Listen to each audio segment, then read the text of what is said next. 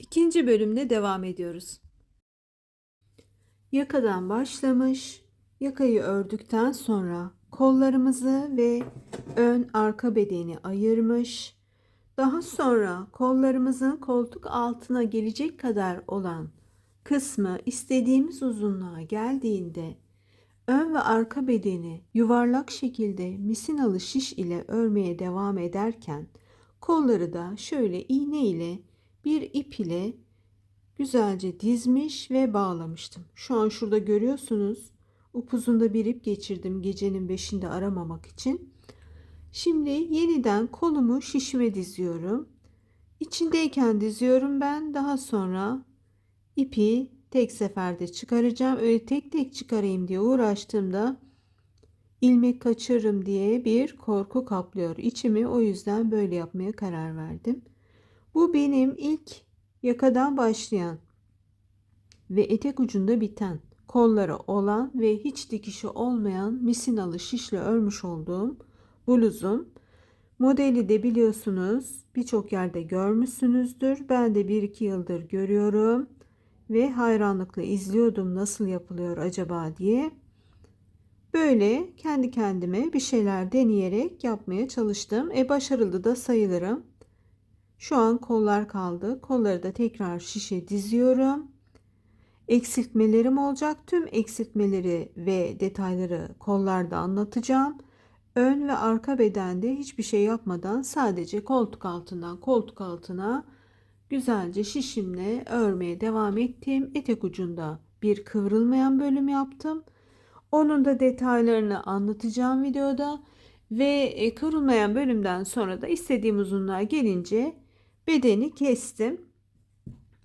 Yaka zaten dümdüz başlamıştı. Orada bir problem yok. Yakada sadece dizerken ve bir miktar ördükten sonra bir problem yaşadım. O da şöyle. İp çok ince olduğu için dönme bölümünü böyle ördükten sonra şişimiz şöyle yuvarlak dururken, hemen şişim de küçük olduğu için hemen anlatmam kolay olacak. Şişimiz böyle dururken ilmeklerin hepsinin alt bölümleri iç kısma bakacak. Ben onu ince bir ip olduğu için biraz zorlandım. 80 milimlik misina ile örmüştüm. Ve bazı bölümler dönmüş. Ben o bölümü fark edebilmek için bir 10 santim ördükten sonra olayı anladım. Ve baştan söküp yeniden ördüm. Bir tek o kısımda zorlandım. Eğer öyle bir bölümde zorlanıyorsanız size tavsiyem, şişe diziyorsunuz. Masanıza düz bir şekilde yayıp tek tek bütün ilmekleri düzeltiyorsunuz. Daha sonra da kaydırmadan ön bölümü yapıp çaprazlamayı yapıp devam ediyorsunuz. Yoksa ince iplerde özellikle çok kötü kayma yaşıyorsunuz. Şimdi ben burayı diziyorum. Bir iki sıra ördükten sonra buluşuyoruz. Burada şişimi dizdikten sonra şöyle de bir ince detay var. Onun için yeniden kamera karşısındayım. Şurada görüyorsunuz, koltuk altındayız ve şöyle kameraya yaklaştırayım. Şurada ipin inceliğinden dolayı ve şişin de ipe nazaran daha kalın olmasından dolayı şöyle bir bölüm var. İpimizi bağlarken şuradan bağlayıp veya şuradan bağlayıp devam edersek buradaki yer benim pek hoşuma gitmeyecek. O yüzden şöyle bir işlem yapacağım. Hemen beraberce görelim. Görüyorsunuz. İlmeklerimi de çıkarmayayım.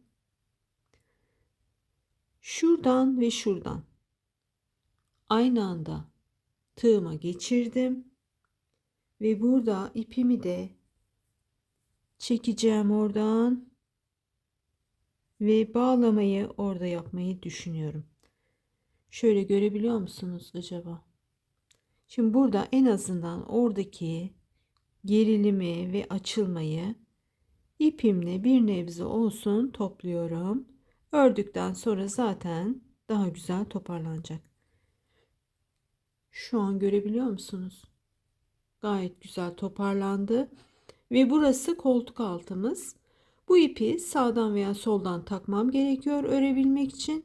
Ben o ortadaki açıklıkları bunda özellikle yaptım. Normalde de yapıyorum böyle bir şey yaptığımda.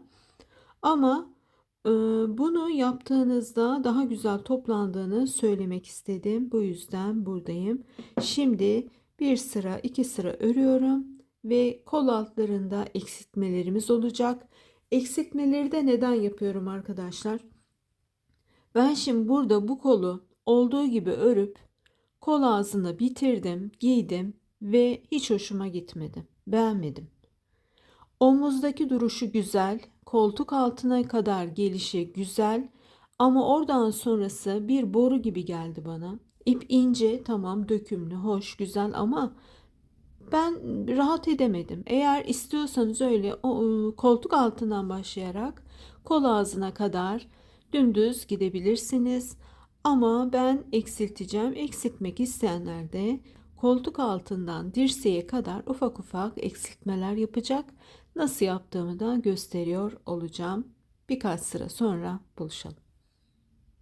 Şimdi ben iki sıra burada ilmeklerimi ördüm.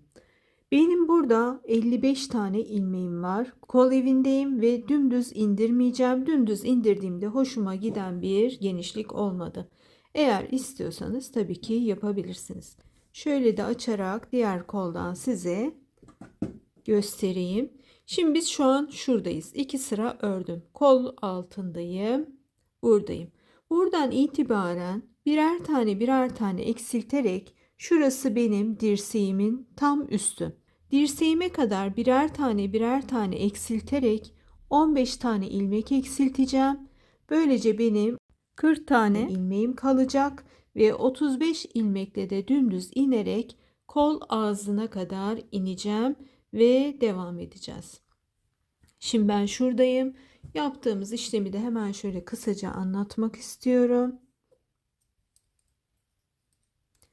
Burada ben küçük bir misinayla devam ediyorum. Siz böyle devam etmeyin. Birazcık zorlanıyorum.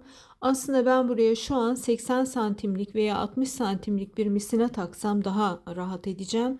Ama ikisinde de bir şeyler var ve ara ara onları da gün içerisinde devam ettiğim için çıkarmak istemedim. Bununla devam ediyorum. Aklınızda bulunsun. En iyi 80 ile devam edersiniz. Şimdi burada ben tam kol altı bölümündeyim. İpimi takmıştım, hatırlıyorsunuz. Şurada hemen iki ilmeğimi birden alarak eksiltiyorum. Zorlanma nedenimi anlıyorsunuz. Zorlanmaya en çok burada eksiltmeler yaparken zorlandım. Çünkü küçük şişle örmek, evet, birebir örerken böyle ucu ucuna gidiyor ama eksiltmelerde falan zorlanıyorsunuz. Şimdi hemen açarak gösteriyorum. Tam kol altında şöyle bir tane eksiltiyoruz. Zaten çok da belli değil. Böyle iki sırada bir veya bir sırada bir koltuk altından dirseğinize kaç santim öreceksiniz, orayı ölçüyorsunuz. Eksiltmek istediğiniz ilmek sayısını da kararlaştırdıktan sonra her sırada veya iki sırada bir burayı bir güzel birer tane eksilterek devam ediyorsunuz. Sadece koltuk altında eksiltme yapıyoruz.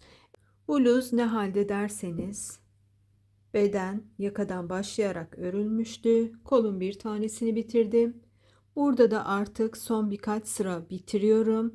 Resmen iğne ile kuyu kazmak dedikleri, yaklaşık bir 30 yıl önce böyle bir ipler moda olmuştu o zamanlar. Yaşıtlarım hatırlayacaktır.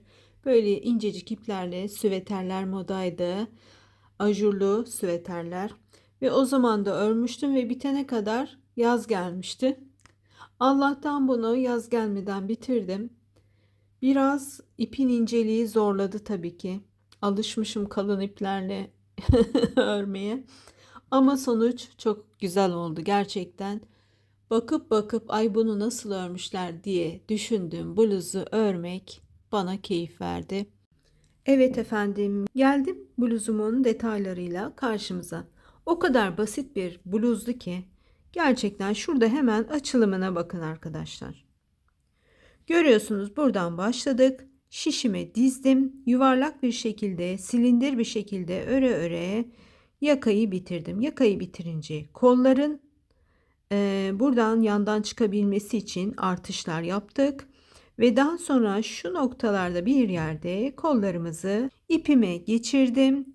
İplerimi güzelce bağladım. İlmeklerim kaçmaması için bu gerekli. Siz de bunu yaparsanız güzel olur. Daha sonra kol bitiminde şu noktalardan tekrar yuvarlak bir şekilde örerek bitirdik. Daha sonra kollarımızı ördük ve böylece bluzumuz basitti ve çok kolay bir şekilde bitti. Tek zorlandığım konu benim misinaya yeni başlamış olmamdı ve bir de misinaya ip dizerken ki noktaydı. Onu da az sonra hemen size anlatacağım. Bluzumuzun 3 kullanım alanı var. Şöyle ki omuzlardan düşük, şöyle kıvırarak kol üzerinde Madonna yaka şeklinde kullanabilirsiniz. Şurada kameramdan görünsün. Veya şöyle devrik bir yaka şeklinde omuzlarınızın üzerine çıkarıp böyle bol bol dökümlü bir şekilde görünsün. Veya da bu büyük bölümü, yaka bölümünü kafamızın üstünden geçirip kapüşon şeklinde de kullanabiliriz. İstediğiniz şekilde kullanın. İpimiz kit mohair tek kat bir ipti. Hemen gösteriyorum. Şöyle bir ipim vardı, görüyorsunuz. İncecik bir ip.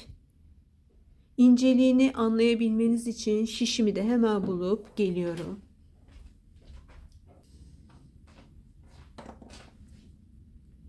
Şöyle bir incelik. Dantel ipi kıvamında bir incelik. Ve şişlerimden bahsedeyim hemen.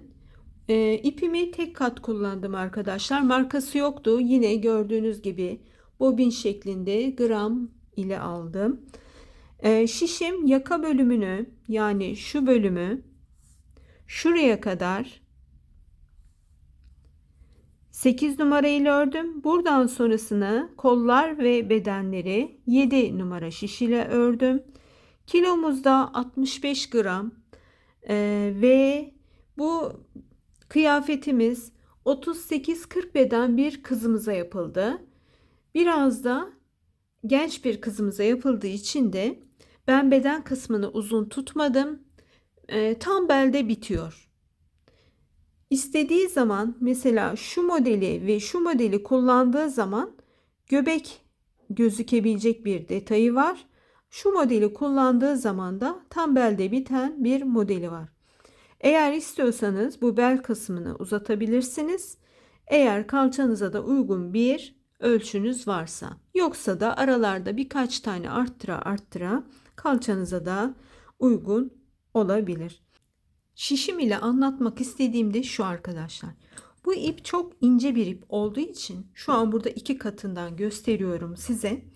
Şişimizi ilmekleri aldıktan sonra böyle bir masaya yatırıyoruz ve bütün ilmekler içe doğru olması gerekiyor.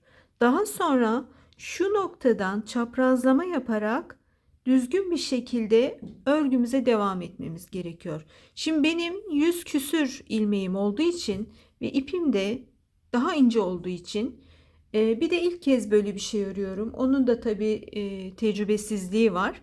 Bir de tabii ki benim misinam bu idi. Görüyorsunuz kıvrım kıvrım olduğu için de o incecik ipte bunu düzenlemem biraz zor oldu.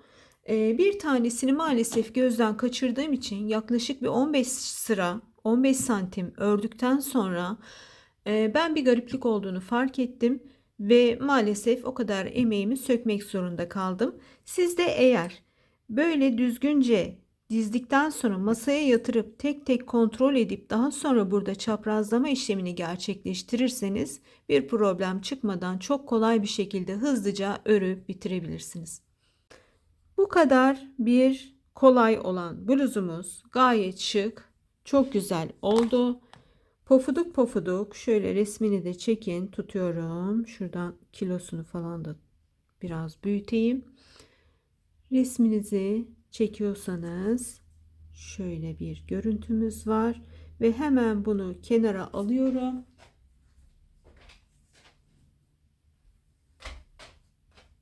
Bu ipimiz, bu örgümüz o kadar pofuduk oldu ki yani şöyle tartmakta zorlandım. Bulut gibi bir kıyafet oldu.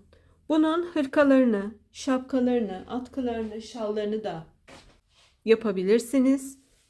Gerçekten çok beğendim. Bu ipten başka renklerim de var. Onlarla da güzel modeller bulduğumda yeni yeni modellerle karşınıza çıkacağım. Dilerim işinize yarayan, hoşunuza giden güzel bir model olmuştur. Ben çok beğendim. Siz de beğendiyseniz ne ala. Çok teşekkür ediyorum. Hoşça kalın.